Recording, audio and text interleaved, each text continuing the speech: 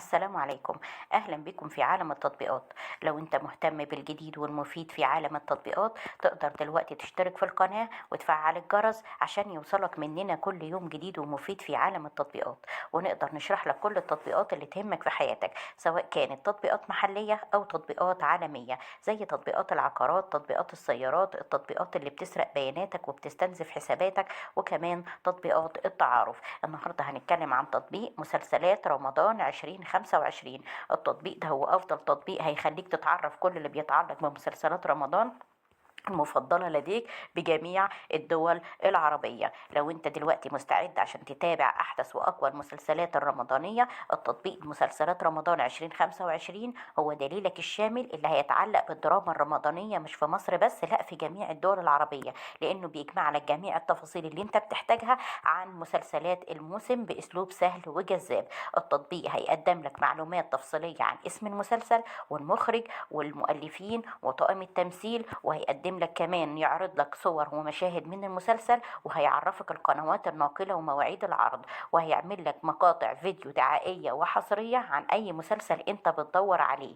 تقدر دلوقتي ان انت تبحث وتدور عن أي مسلسل بسهولة بعد تحميلك للتطبيق، غير انه كمان بعد تحميل التطبيق هيديلك إشعارات وتنبيهات عن مواعيد عرض المسلسلات المفضلة لديك. دلوقتي هتقدر تتابع أقوى المسلسلات الرمضانية لعام 25 اللي موجودة في جميع الدول العربية بعد تحميلك للتطبيق.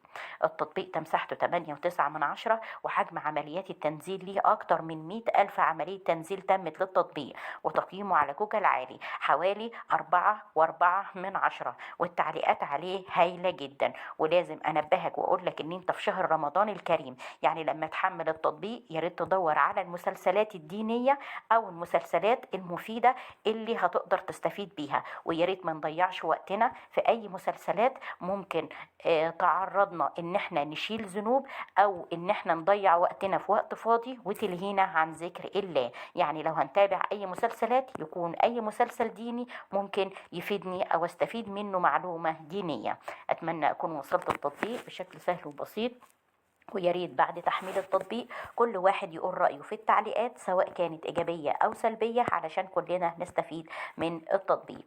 اشترك في القناة دلوقتي وفعل الجرس عشان يوصلك مننا كل يوم جديد ومفيد في عالم التطبيقات، أو تواصل معنا بشكل مباشر على صفحتنا، صفحة مراجع برامج، والموجودة على الفيسبوك.